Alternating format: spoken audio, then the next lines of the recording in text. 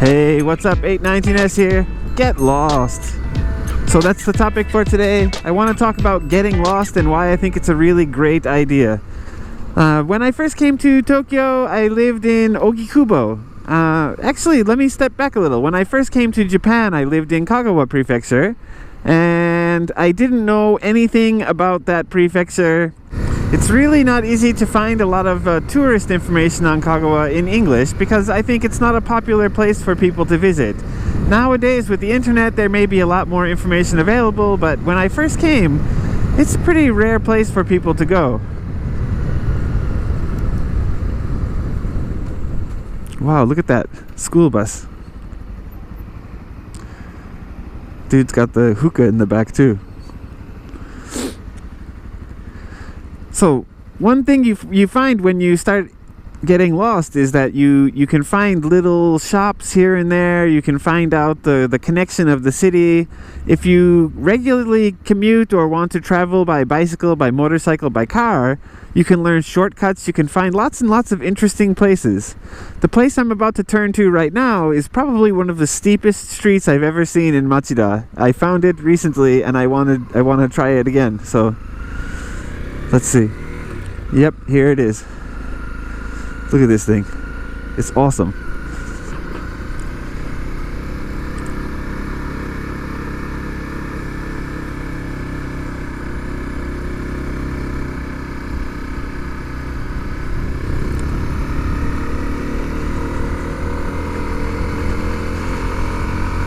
It doesn't really go anywhere. It's just where people live, but man, it's such a fun street to ride on. I'm going to bust a U-ey and just see what the view looks like.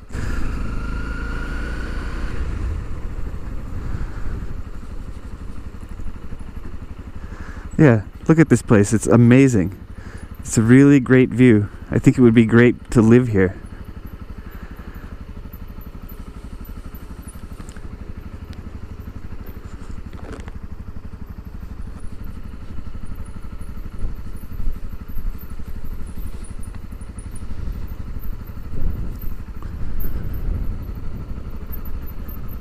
I think the problem with living at the top of this hill is that you have to climb this hill every day, so if you don't have a car, it'd be really, really hard.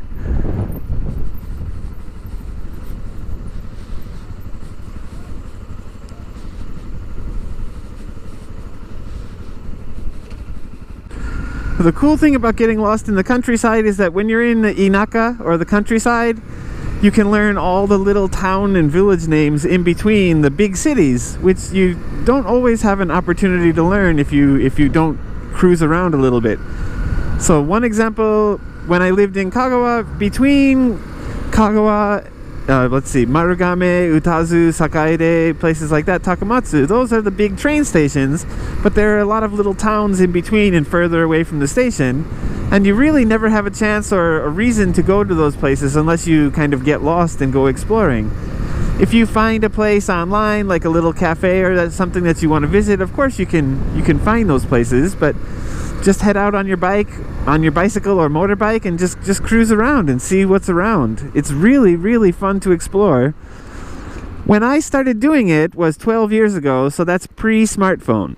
In Kagawa, basically I stuck to all the big main roads and I paid really close attention to all the street signs, so I knew the place names. And then later, if I wanted to talk about it with friends, I'd go, hey, I found this cool shrine in this town. Hey, I found this cool park in that town. Have you ever been there? And you know, it's good conversation, and then eventually you can probably go visit that place with that person if they're interested.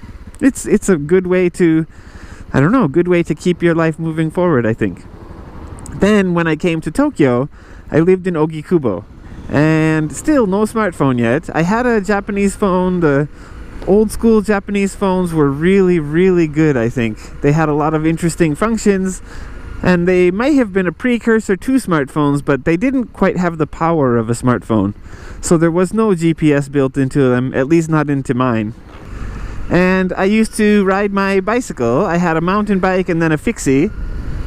Used to ride my bicycle all around Tokyo, and it was probably the best thing that I ever did. I knew how to get to everywhere, from everywhere.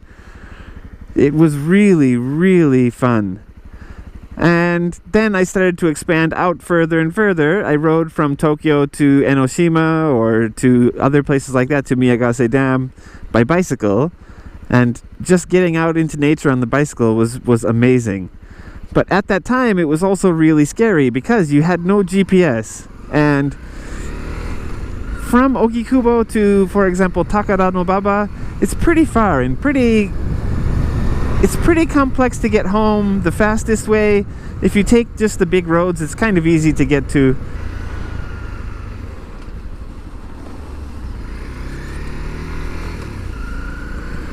Wonderful town, Machida.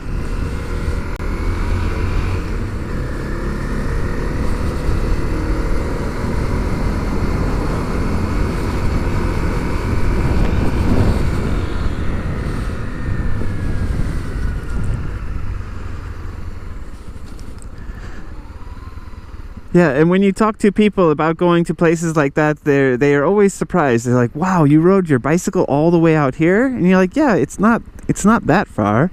If you're on a mamachari, if you're on like just a regular Japanese bicycle, it's pretty far to go exploring like that. But if you have a road bike, a cross bike, a mountain bike, a fixie, you can definitely find a lot of interesting places that are not too far. They're definitely rideable in a day." And then I had a very, very good understanding of the layout of Tokyo when I lived in Tokyo, because I could ride my bicycle from Shinjuku to Shibuya to Roppongi to this place. If I was in one place, I knew exactly how to get to another place without having to look at maps or anything like that. And I think that was a really good benefit when I lived there. That was really, really helpful thing. Now, I've basically forgotten a lot of it. The routes I used to take on my bicycle, I may or may not be able to take on my motorcycle. So, if I do go now, I'd probably use my GPS. And now that I live in the countryside, exploring and getting lost is really fun. And the cool thing about it at this point, now that we do have smartphones, is that when I get lost,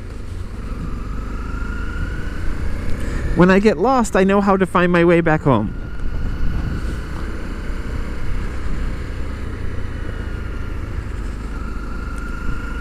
So if I do find myself in a place that I have no idea how to get home from, and I look at the street signs at the next street sign that I come across, and I still have no idea where I am or how to get home, I just pull out my smartphone, check out the GPS, and I go, "Oh, okay, that's how I get home from here."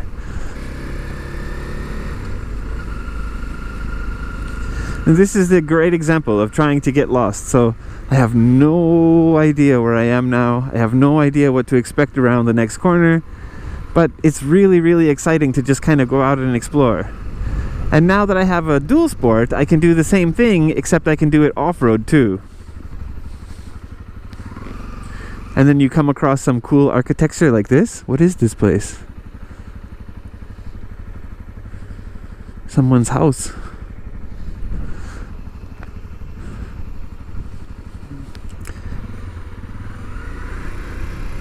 Is that an old folks home or something?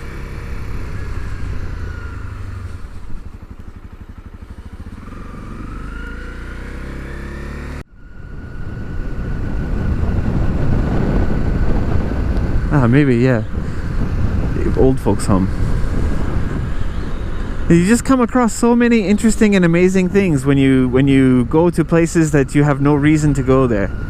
I think that's always been part of me. I'm a very, very curious person, and I just want to see what else life has to offer. It's not that I'm bored with the things that I have now. Sometimes I am, but I just want to see what else is around, you know?